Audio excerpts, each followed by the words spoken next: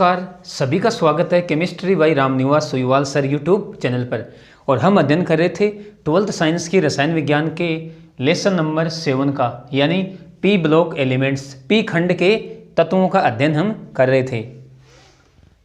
इस पी खंड के तत्वों में हम समूह 15 के तत्वों का अध्ययन कर रहे थे। इस लेसन के हमारे 10 पार्ट कंप्लीट हो चुके थे और आज हमारा इस लेसन का पार्ट नंबर रहेगा 11। ये अपन कह सकते हैं वीडियो नंबर 11। हम अध्ययन कर रहे थे फॉस्फोरस के महत्वपूर्ण यौगिकों का।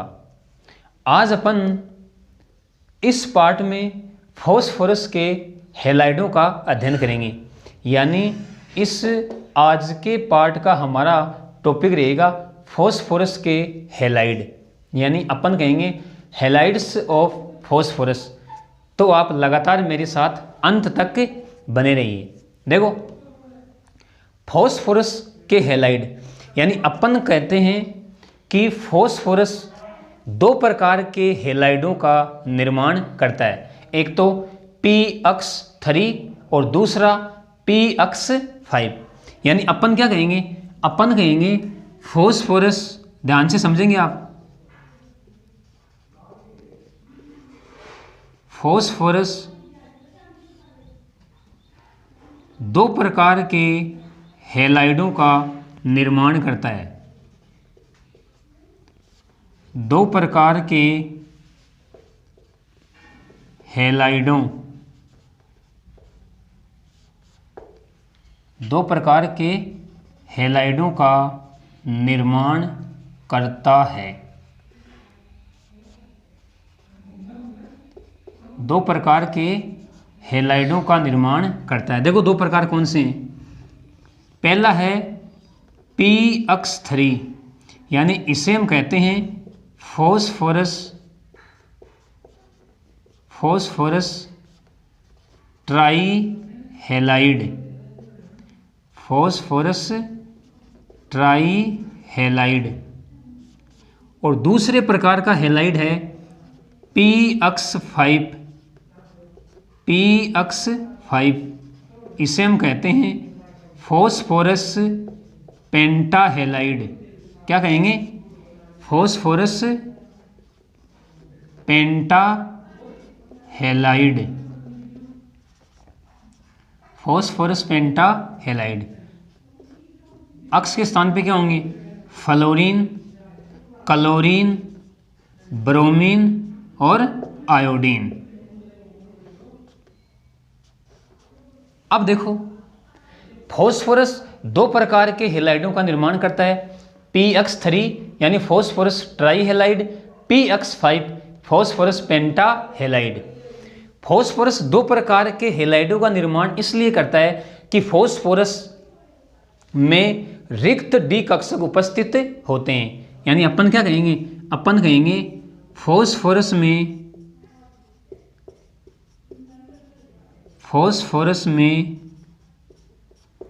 रिक्त डी कक्षक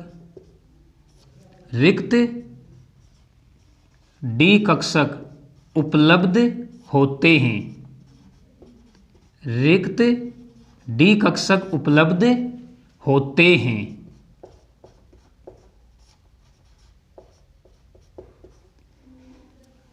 यानी हमें पता है कि जो नाइट्रोजन है वह Px5 प्रकार के हैलाइड नहीं बनाता है। यानी यहां पर एक अच्छा क्वेश्चन बनता है कि NCl5 नहीं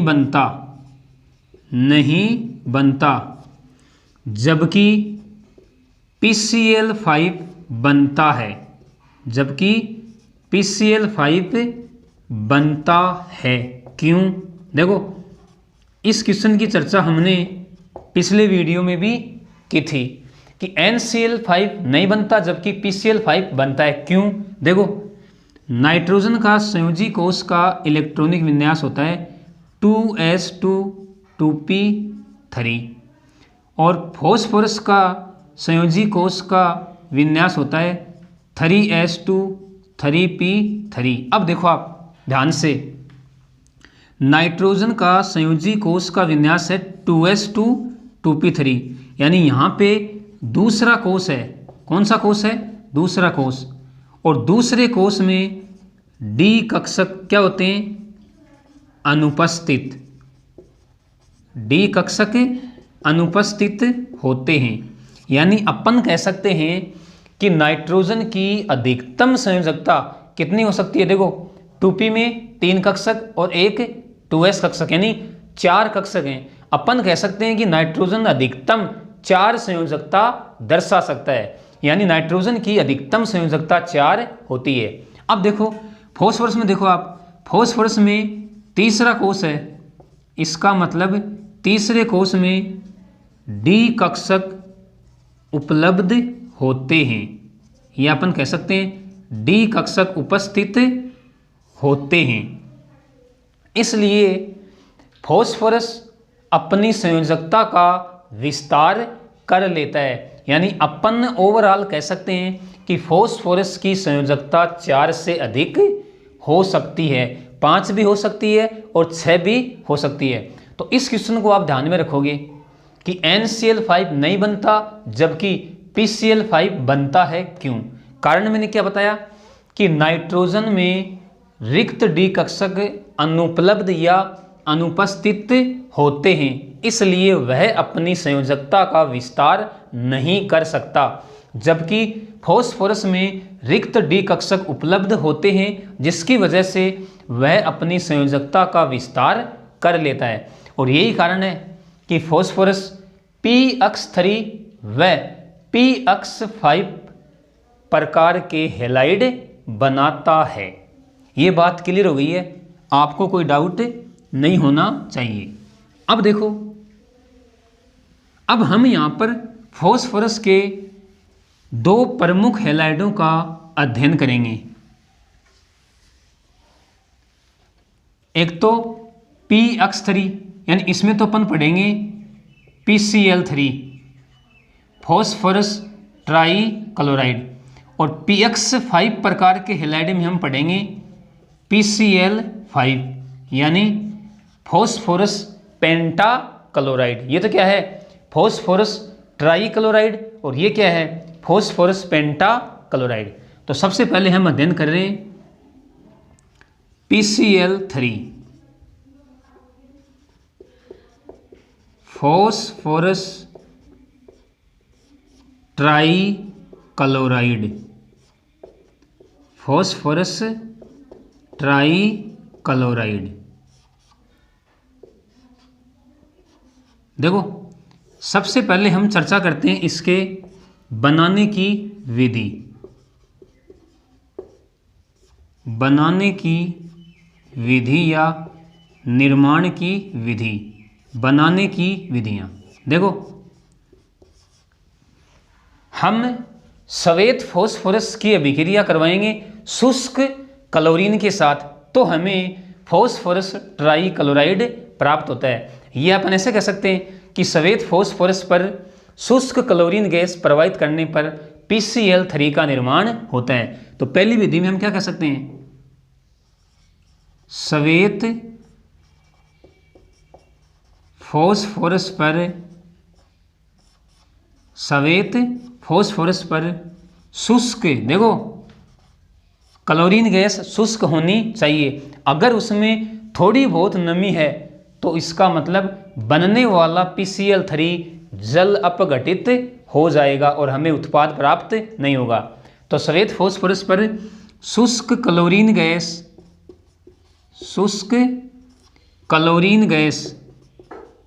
प्रवाहित करने पर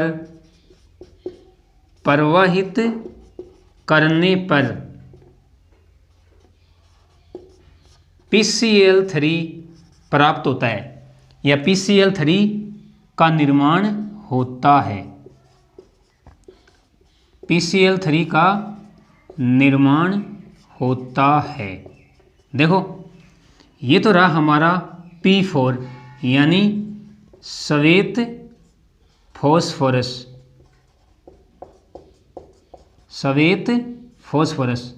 इसकी अभिक्रिया हम करवा रहे हैं शुष्क क्लोरीन यानी ये शुष्क क्लोरीन है, इस बात का आप ध्यान रखोगे, शुष्क क्लोरीन। तो देखो क्या बनेगा, 4 तो बनेंगे PCl3, यानी देखो यहाँ पे कितने थे 12 Cl, तो 4 × 12 और 4, यानी ये हमारा क्या बन गया, phosphorus trichloride, phosphorus trichloride, phosphorus trichloride. तो पहली विधि हमारी कौन सी हुई कि श्वेत फॉस्फोरस पर शुष्क क्लोरीन गैस प्रवाहित करने पर PCl3 का निर्माण होता है। P4 यहाँ पे क्या है, श्वेत फॉस्फोरस, ये रही हमारी शुष्क क्लोरीन। तो हमें 4 अणु PCl3 के प्राप्त हो जाएंगे। लेते हैं हम दूसरी विधि। देखो हम दूसरी विधि में क्या कर सकते हैं कि श्वेत फॉस्फोरस की अभिक्रिया थायोनिल क्लोराइड के साथ करवाने पर भी PCl3 का निर्माण होता है। क्या कहेंगे, श्वेत फॉस्फोरस, ध्यान से समझेंगे आप, श्वेत फॉस्फोरस की अभिक्रिया थायोनिल क्लोराइड, थायोनिल क्लोराइड, सूत्र होता है इसका SOCl2, इसे कहते हैं थायोनिल क्लोराइड, के साथ करवाने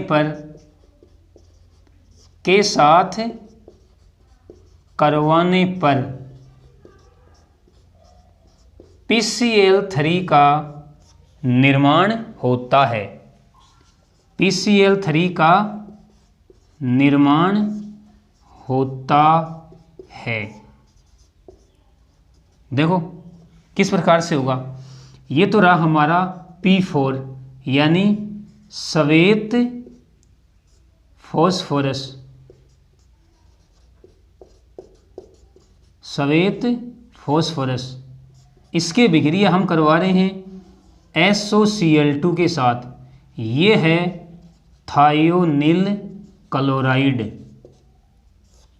थायोनिल क्लोराइड, इसके हम 8 अणु लेंगे। तो देखो क्या बनेगा, 4 तो बनेंगे PCl3 प्लस 4 बनेंगे SO2 और साथ में 2S2Cl2, ये रहा हमारा फॉस्फोरस ट्राईक्लोराइड, फॉस्फोरस ट्राईक्लोराइड। तो ये हमारी दूसरी विधि होगी, कौन सी कि श्वेत फॉस्फोरस की अभिक्रिया थायोनिल क्लोराइड के साथ करवाने पर PCl3 का निर्माण होता है। P4 यहाँ पे श्वेत फॉस्फोरस है, SOCl2 थायोनिल क्लोराइड है, तो PCl3 के 4 अणु बन गए, साथ में 4SO2 प्लस 2S2Cl2। तो ये हमारी PCl3 यानी फॉस्फोरस ट्राईक्लोराइड के बनाने की 2 विधियाँ हो गई। अब हम PCl3 की संरचना देखते हैं।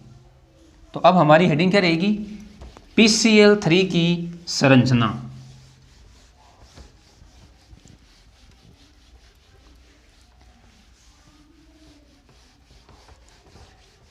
PCl3 की संरचना, देखो इनको मैं हटा रहा हूं।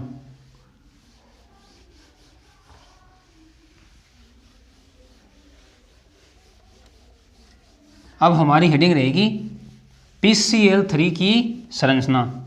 हमने बनाने की विधि देख ली।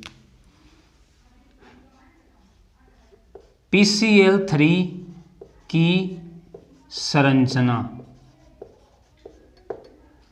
देखो सबसे पहले हम चर्चा करते हैं कि PCl3 में केंद्रीय परमाणु में संकरण कौन सा होगा। तो हम क्या कहेंगे, हम कहेंगे PCl3 में केंद्रीय परमाणु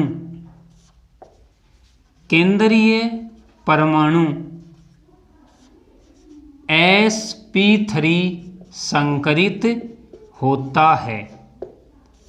sp3 संकरित होता है।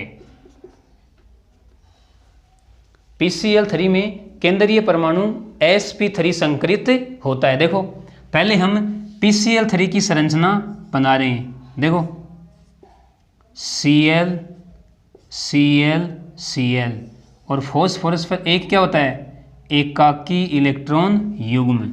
ये हो गई हमारी PCl3 की संरचना। देखो ये तो क्या है, ये तो है लोन पेयर, ये हम कह सकते हैं एकाकी इलेक्ट्रॉन युग्म। ये हमारा केंद्रीय परमाणु है, ये है sp3 संकरित। यानी अपन कह सकते हैं कि केंद्रीय परमाणु, क्या कहेंगे, केंद्रीय परमाणु में संकरण तो कौन सा है, sp3। फिर हम बात करते हैं PCl3 की संरचना कैसी है, पिरामिडीय। क्या कहेंगे, पिरामिडीय। फिर अपन बात करते हैं बंध कोण। PCl3 में बंध कोण होता है 100.4 डिग्री। कितना, 100.4 डिग्री। अगर हम बंध लंबाई की बात करें, बंध लंबाई, तो बंध लंबाई होती है 240 पिकोमीटर। देखो ये बंध लंबाई है, ये होती है, ये ले लो चाहे ये ले लो, ये ले लो, तीनों बंध लंबाई 240 पिकोमीटर होती है। बंध कोण मैंने बताया कितना, 100.4 डिग्री। अब देखो संकरण sp3 है, इसका मतलब केंद्रीय परमाणु के पास 4 sp3 संकरित कक्षक हैं, जिनमें से 3 sp3 संकरित कक्षक तो 3 क्लोरीन परमाणुओं के साथ सिग्मा बंध का निर्माण कर रहे हैं, और चौथे sp3 संकरित कक्षक में एकाकी इलेक्ट्रॉन युग्म उपस्थित होता है। यह अपन कह सकते हैं लोन पेयर उपस्थित होता है। तो ये हो गई हमारी PCl3 की संरचना कैसी बताई मैंने आपको, पिरामिडीय संरचना। तो ये PCl3 की संरचना हो गई। अब हम PCl3 के गुणों की चर्चा करते हैं, और गुणों में हम पहले भौतिक गुणों की चर्चा करते हैं। PCl3 के भौतिक गुण।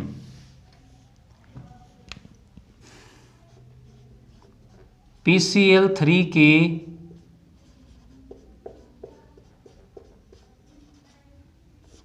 भौतिक गुण। देखो भौतिक गुणों में हम क्या कह सकते हैं कि PCl3 रंगहीन, क्या कहेंगे, रंगहीन, अरुचिकर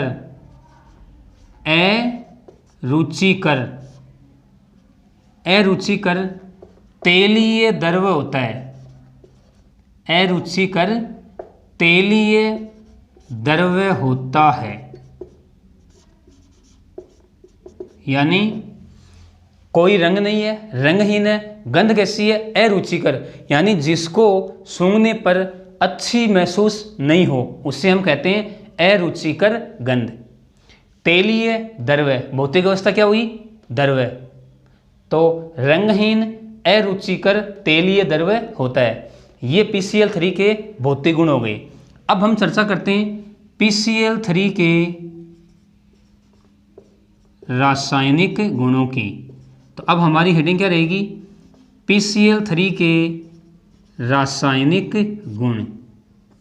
और रासायनिक गुणों में हम सबसे पहले चर्चा करते हैं कि PCl3 नमी की उपस्थिति में जल अपघटित हो जाता है। इंपॉर्टेंट रासायनिक गुण है भाई, क्या कहेंगे?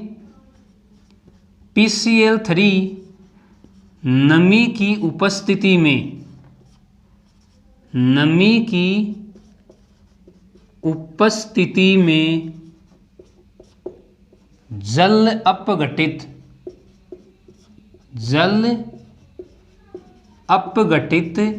हो जाता है, जल अपघटित हो जाता है। देखो किस प्रकार से होगा, ये हमारा PCl3 प्लस 3H2O, देखो क्या बनेगा,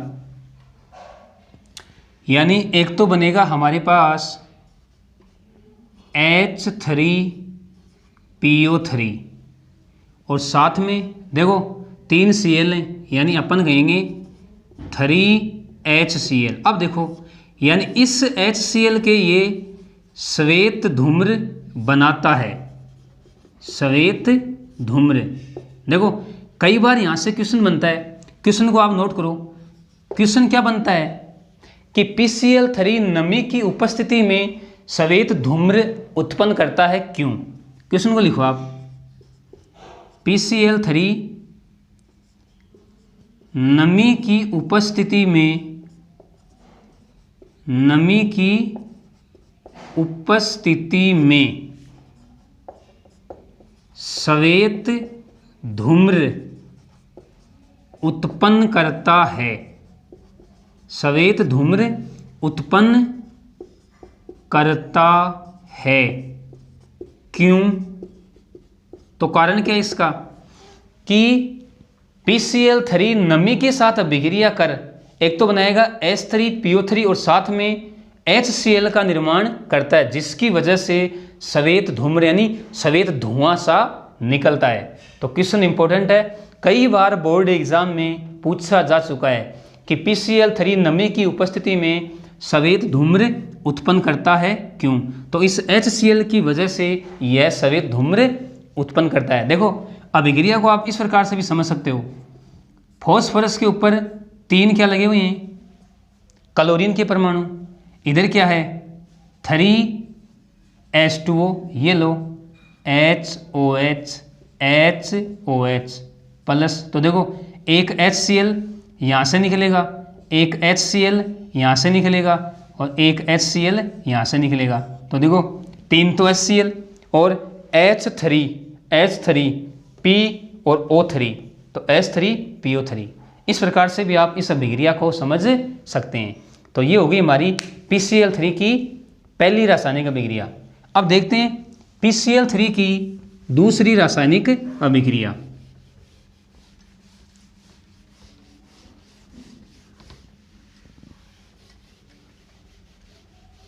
देखो दूसरी रासायनिक अभिक्रिया में हम क्या कह सकते हैं, हम कह सकते हैं कि PCl3 OH समूह युक्त यौगिकों के साथ अभिक्रिया कर लेता है। क्या कहेंगे, देखो PCl3 OH समूह है युक्त, OH समूह युक्त यौगिकों के साथ अभिक्रिया कर लेता है, अभिक्रिया कर लेता है,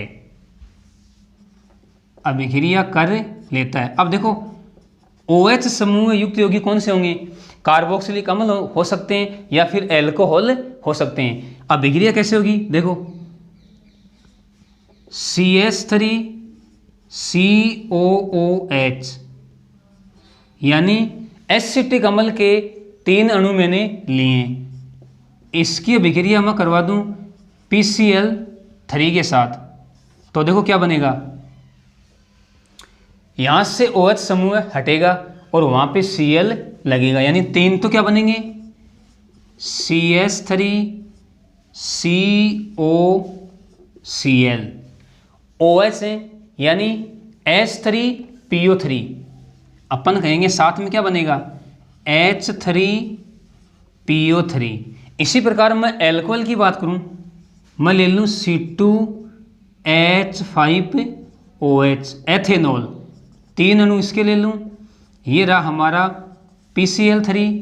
तो देखो होगा क्या, यहाँ पर भी OH समूह हटेगा, उसके स्थान पर Cl का परमाणु जुड़ जाएगा, यानी 3 तो क्या बनेंगे C2H5Cl, और साथ में देखो वही, इसको आप ऐसे समझो C2H5OH, C2H5OH और C2H5OH। देखो 3 OH नहीं है क्या, तो H3 ये रहा फॉस्फोरस और O कितने हैं 3 है, यानी क्या बनेगा H3PO3।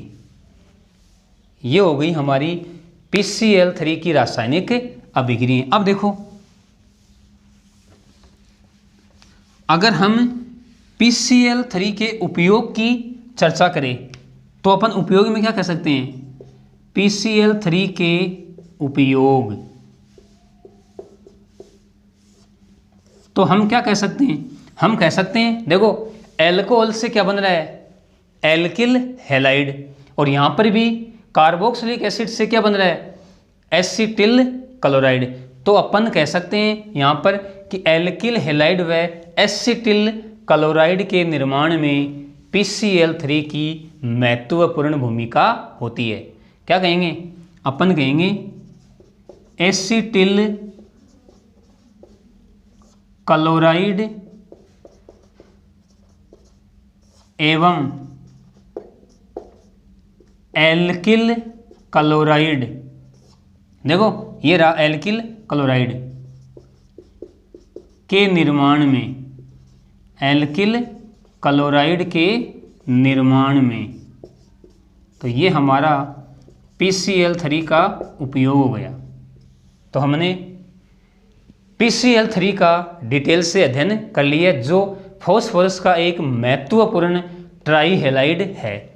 अब हम नेक्स्ट चर्चा करते हैं PCl5 की। देखो अब हम PCl5 का अध्ययन करते हैं, यानी फॉस्फोरस का दूसरा महत्वपूर्ण हैलाइड है PCl5। PCl5 फॉस्फोरस पेंटा क्लोराइड, फॉस्फोरस पेंटा क्लोराइड, फॉस्फोरस पेंटा क्लोराइड। देखो सबसे पहले बात करते हैं कि इसको किस प्रकार से बनाया जाता है, यानी अपन बनाने की विधि, बनाने की विधियां। देखो बनाने की पहली विधि में हम क्या कह सकते हैं कि श्वेत फॉस्फोरस की अभिक्रिया शुष्क क्लोरीन के आधिक्य के साथ करवाएंगे तो हमें PCl5 प्राप्त होगा। क्या कहेंगे, हम कहेंगे श्वेत फॉस्फोरस की अभिक्रिया, श्वेत फॉस्फोरस की अभिक्रिया शुष्क क्लोरीन के आधिक्य का मतलब अधिकता, आधिक्य के साथ करवाने पर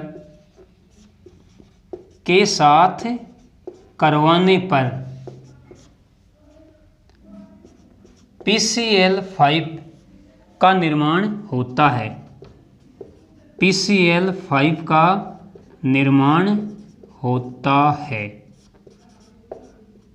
देखो किस प्रकार से होगा, ये तो रहा हमारा P4 यानी श्वेत फॉस्फोरस,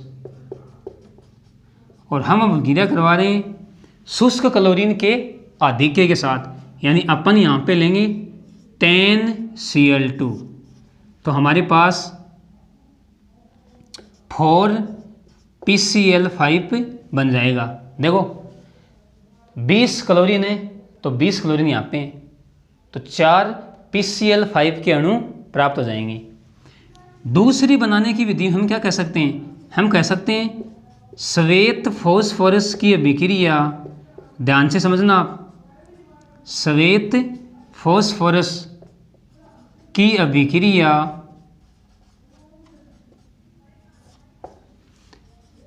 SO2Cl2, इसे कहते हैं सल्फ्यूरिल क्लोराइड के साथ करवाने पर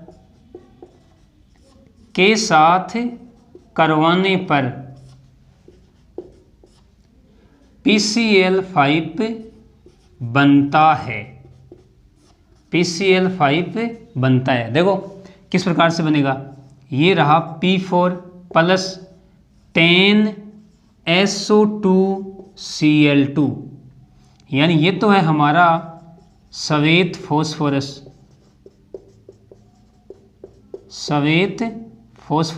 और ये है सल्फ्यूरिल क्लोराइड। तो देखो 4 PCl5 और साथ में अपन कह सकते हैं 10SO2, तो ये हो गई PCl5 के बनाने की दो विधियां। पहली विधि में हमने क्या कहा कि श्वेत फॉस्फोरस की अभिक्रिया शुष्क क्लोरीन के आधिक्य के साथ करवाने पर PCl5 का निर्माण होता है। दूसरी विधि में हमने क्या कहा कि श्वेत फॉस्फोरस की अभिक्रिया SO2Cl2 के साथ करवाने पर PCl5 का निर्माण होता है। ये इसकी रासायनिक अभिक्रिया हो गई। अब हम PCl5 की संरचना की चर्चा करते हैं कि PCl5 की संरचना कैसी होती है, तो आप लगातार मेरे साथ बने रहिए। अब हमारी हेडिंग रहेगी PCl5 की संरचना। देखो PCl5 की संरचना इम्पोर्टेंट है, तो आप इसको ध्यान से समझेंगे।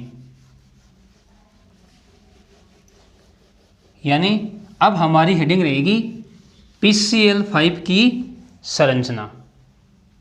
देखो PCl5 की संरचना,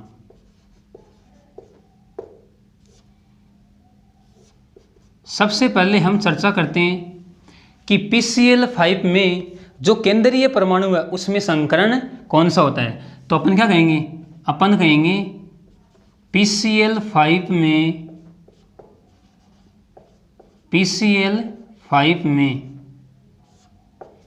केंद्रीय परमाणु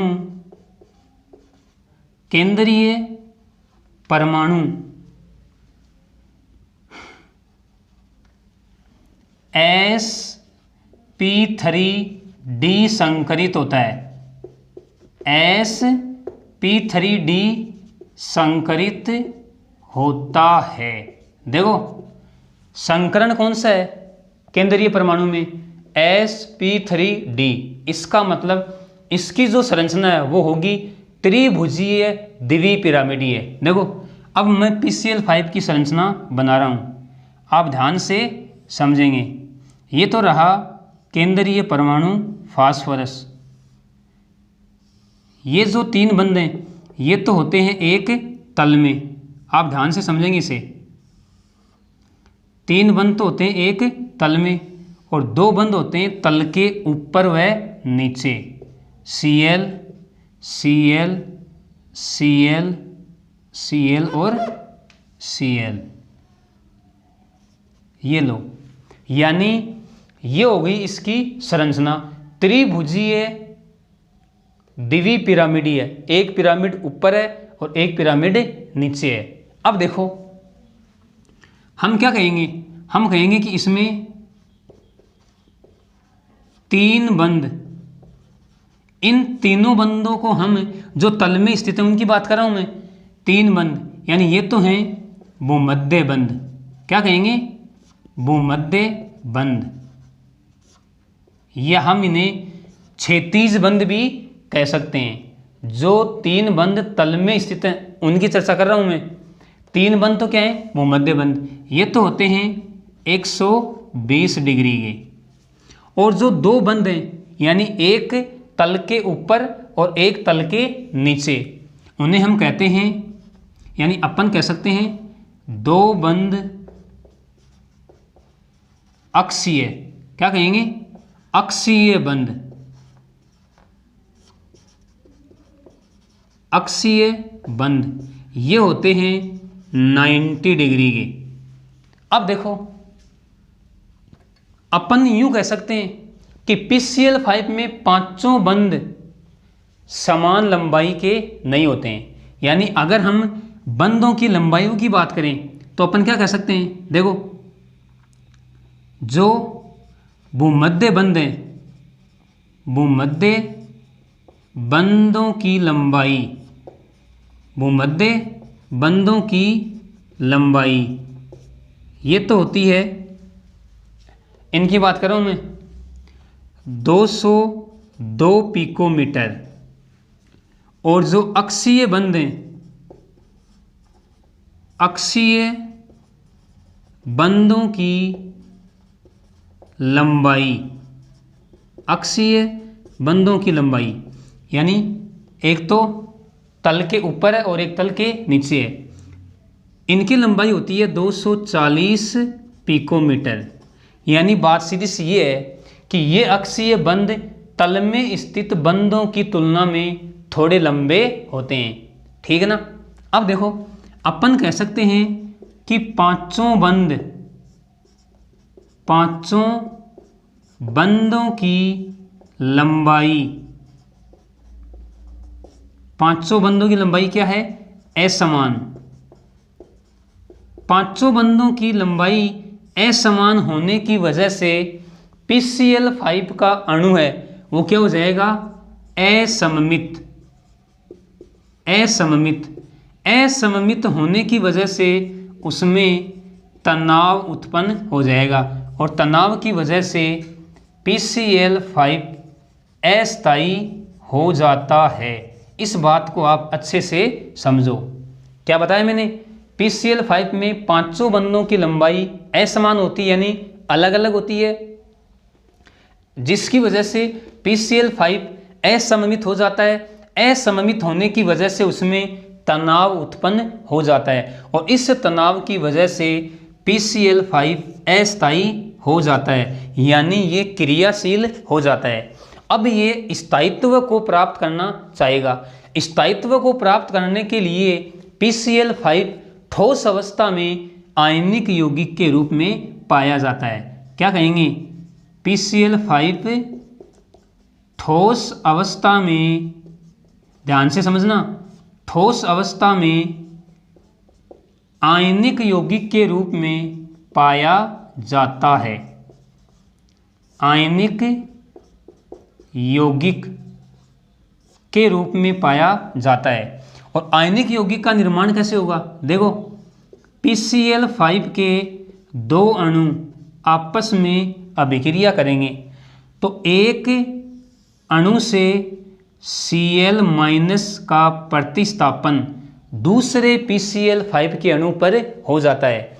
यानी इस PCl5 से एक Cl- इस PCl5 पे आएगा तो यहाँ पर तो क्या बचेगा, PCl4+, क्योंकि Cl- के रूप में निकला है, और इसके ऊपर आएगा ये Cl- के रूप में, तो ये बन जाएगा PCl6-। यानी अपन कह सकते हैं ये बनेगा PCl4 तो प्लस और PCl6-। ये हो गया आयनिक यौगिक। और यही कहा हमने क्या कहा है कि PCl5 ठोस अवस्था में आयनिक यौगिक के रूप में पाया जाता है। अब देखो इस आयनिक यौगिक में जो PCl4+ है और एक है PCl6-, इसमें तो संकरण होता है sp3 और इसमें संकरण की बात करें तो इसमें संकरण होता है sp3d2।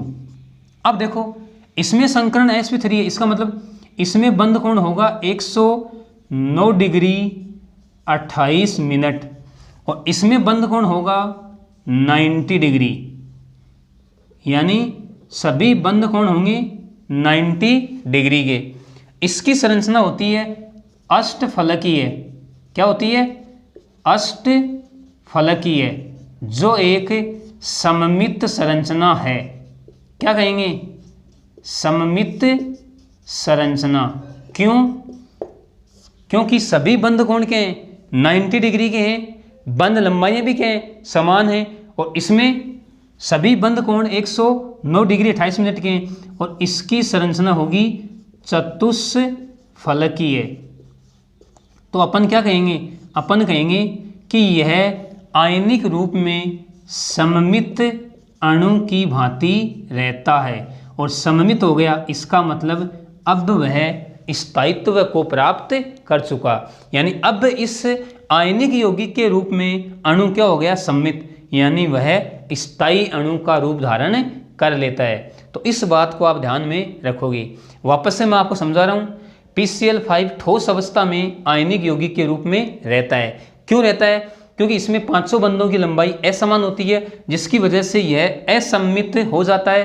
असम्मित होने की वजह से इसमें तनाव उत्पन्न हो जाता है, और तनाव से वह अस्थायी हो जाता है। इसलिए यह ठोस अवस्था में आयनिक यौगिक के रूप में पाया जाता है। दो PCl5 के अणु आपस में अभिक्रिया करके PCl4 प्लस व PCl6 का निर्माण करते हैं।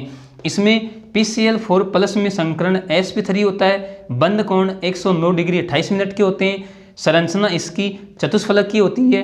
PCl6 में संकरण sp3d2 होता है, बंद कोण 90 डिग्री के होते हैं, संरचना अष्टफलकीय होती है। यानी अपन कह सकते हैं कि यह आयनिक यौगिक के रूप में सममित होता है, जिससे इसका स्थायित्व अधिक होता है। तो इस बात को आप ध्यान में रखोगे। अब हम यहाँ पे लिख सकते हैं कि इसकी संरचना तो क्या है? PCl5 की संरचना में आप लिखोगे त्रिभुजीय द्विपिरामिडीय। क्या लिखोगे?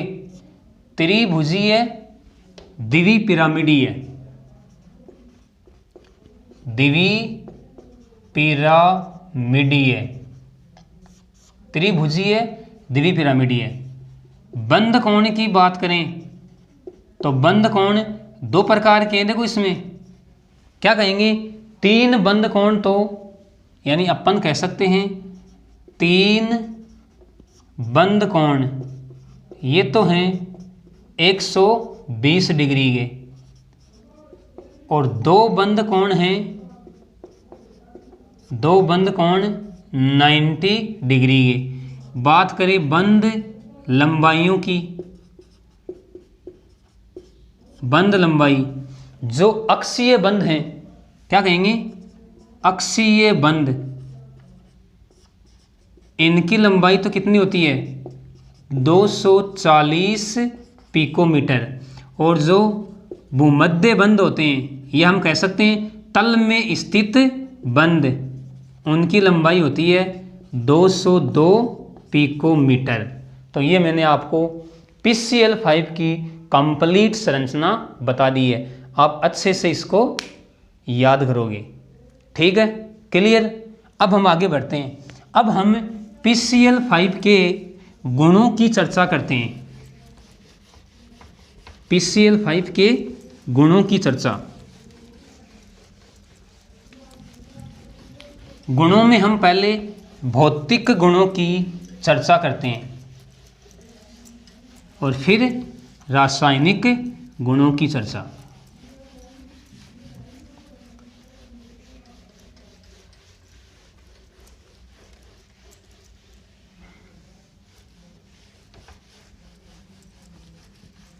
पहले हम PCl5 के भौतिक गुणों की चर्चा करते हैं।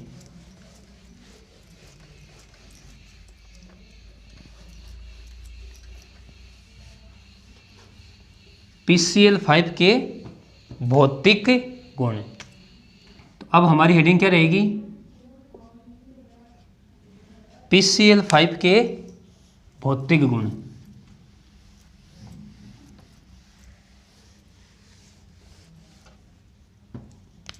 क्या कहेंगे?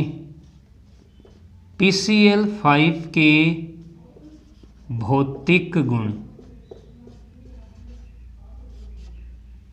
भौतिक गुण, देखो भौतिक गुणों में हम क्या कहेंगे कि यह श्वेत पीत रंग का पाउडर होता है। क्या कहेंगे? श्वेत पीत रंग का पाउडर। पाउडर का मतलब ठोस अवस्था, इसको आप ध्यान में रखोगे, पाउडर होता है। श्वेत पीत रंग का पाउडर होता है। ये हो गए इसके भौतिक गुण। अब हम चर्चा करते हैं PCl5 के रासायनिक गुणों की। PCl5 के रासायनिक गुण। देखो, पहला रासायनिक गुण हम ले रहे हैं कि यदि हम PCl5 को गर्म करते हैं तो यह ऊर्ध्वपातित हो जाता है। ऊर्ध्वपातित का मतलब यह ठोस अवस्था से गैस अवस्था में आ जाएगा, और यदि इसे और अधिक गर्म किया जाए तो यह वियोजित हो जाता है। यानी अपन कह सकते हैं PCl5 थोड़ा कम गर्म करेंगे, पहले हल्का गर्म करेंगे तो यह यानी इसका ऊर्ध्वपातन हो जाएगा, यानी ये ठोस अवस्था से डायरेक्ट गैस अवस्था में आ जाएगा। और अगर हम इसको लगातार गर्म करेंगे तो यह वियोजित हो जाएगा, यानी हम कहेंगे अधिक गर्म करने पर। क्या कहेंगे? अधिक गर्म करने पर यह वियोजित हो जाएगा और क्या बनाएगा? PCl3 plus Cl2। ये इसका पहला रासायनिक गुणधर्म हो गया। दूसरे रासायनिक गुणधर्म की बात करें तो अपन कह सकते हैं कि PCl5 नमी की उपस्थिति में जल अपघटित हो जाता है। देखो किस प्रकार से होगा। ये रहा हमारा PCl5, नमी यानी H2O। सबसे पहले क्या बनाएगा? ये बनाएगा POCl3 और साथ में 2 HCl। अब देखो ये जो POCl3 बना है ये वापस से नमी के साथ अभिक्रिया करेगा, यानी 3H2O। और अब देखो क्या बनेगा।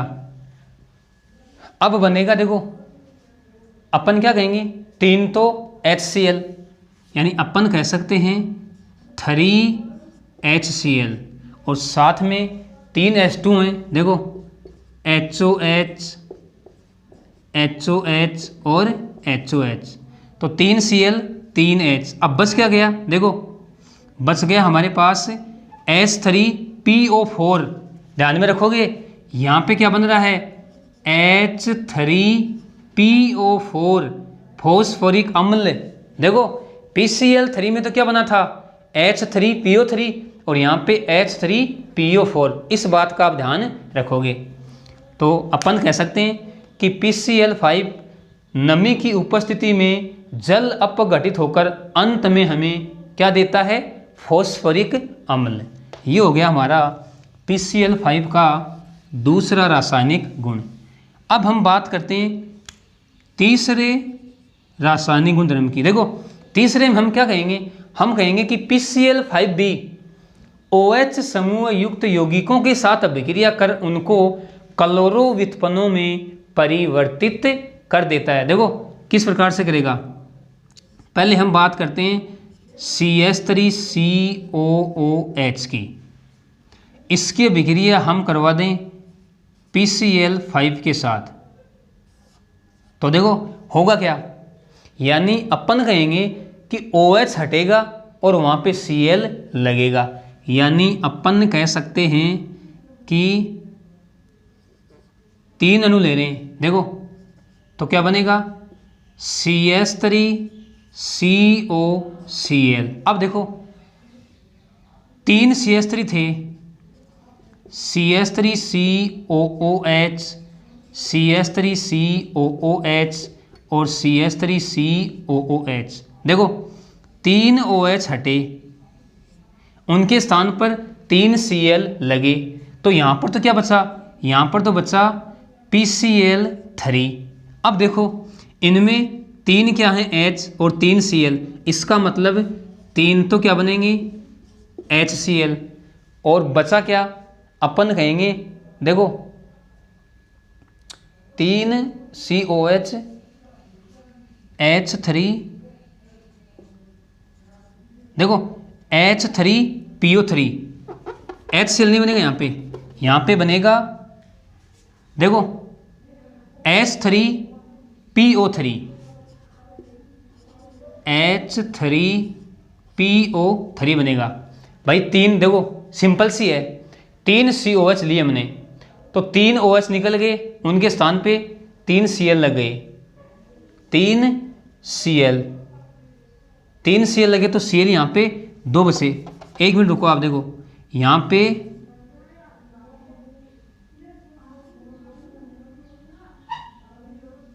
दो Cl बचे और 2 Cl बचे, तो एक मिनट रुको आप देखो, अपन एक अणु लेते हैं यहाँ पे एसिटिक अम्ल का एक अणु।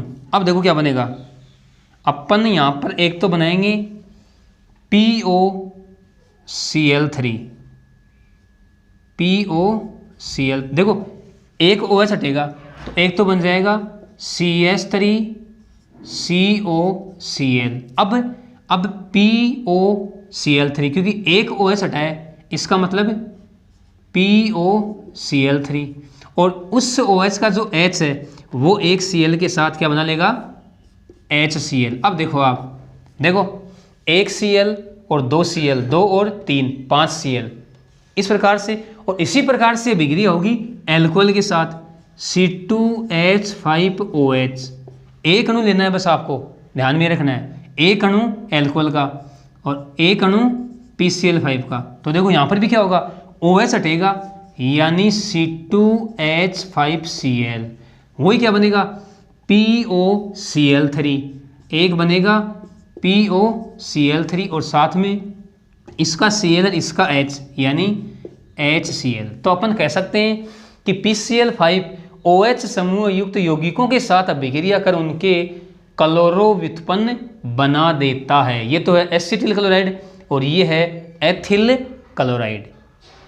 नेक्स्ट अपन रासायनिक गुण की चर्चा करें तो अपन कहेंगे कि PCl5 सूक्ष्म विभाजित धातुओं के साथ अभिक्रिया कर उनके संगत क्लोराइड बना देता है। देखो कैसे बनेगा, 2Ag ले लूँ मैं प्लस PCl5, तो इसके संगत क्लोराइड क्या बनेगा 2AgCl और प्लस PCl3।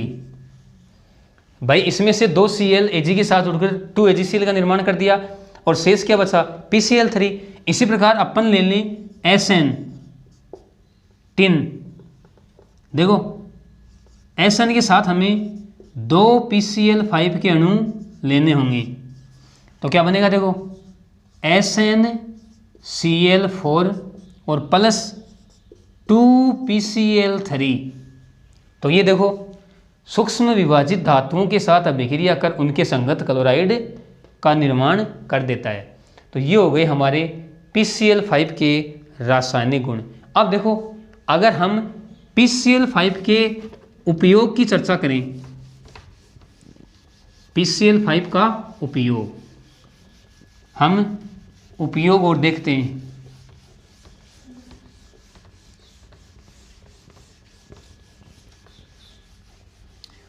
PCl5 का उपयोग,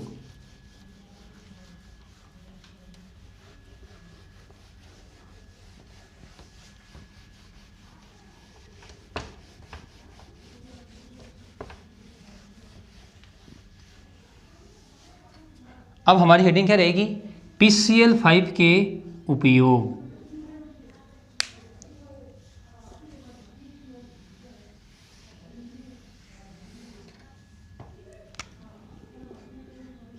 PCl5 के उपयोग, देखो हम क्या कह सकते हैं, हम कह सकते हैं कि PCl5 कार्बनिक संश्लेषण में, कार्बनिक यौगिकों के संश्लेषण में महत्वपूर्ण भूमिका निभाता है।